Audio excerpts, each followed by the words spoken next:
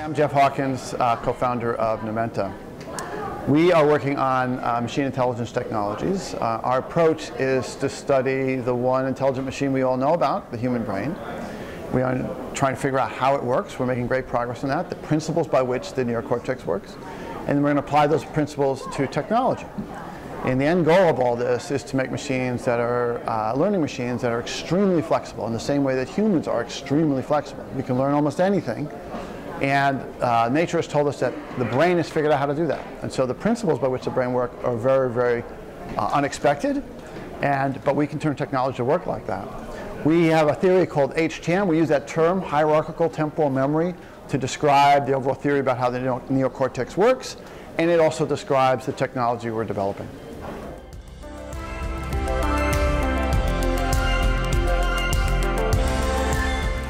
The impact of machine intelligence is going to be very profound. You can make a very direct analogy to the impact of computing. Back in the 1940s, they just started building programmable computers, and no one really understood what was going to happen. They knew it was important. They were building a universal computing machine, and we've seen the impact that it's had on the world over the last 60 years. It's just incredible, almost all beneficial. The same is going to happen in machine intelligence. Right now, we're at the beginning of building intelligent machines. Instead of being programmed, they learn. But it's the same basic impact on society. It's going to unfold over the decades coming forward that we're going to build machines of incredible capability, and it's going to be very, very difficult to know how we're going to apply them. But you can just imagine the impact of human intelligence has had on the world and try to multiply that in many, many different directions, and you get a sense for what it might be like.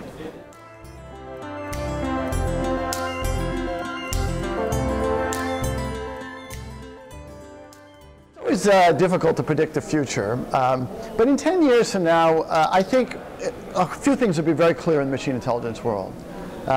If you look at historically, people have been trying to build intelligent machines since the 50s, perhaps, and they haven't made a lot of progress. So you might just extrapolate and say, well, we're not going to make a lot of progress in the next 10 years. I don't believe that's the case at all.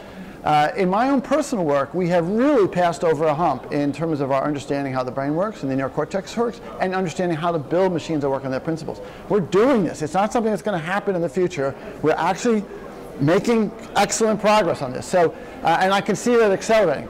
Exactly what's going to happen in 10 years, I don't know, but my primary speculation would be that we will have exited a period of time where we're in right now, where there's a lot of different ideas, a lot of confusion about what machine intelligence is, and we'll have consolidated that into a more mainstream view. Just like computers went from a very messy, complicated world in the 1940s, but when you left that into the 1950s, we had our paradigm. It's and we've stuck with it for the last 60 years. We're going through that similar transition now, and that should happen in 10 years.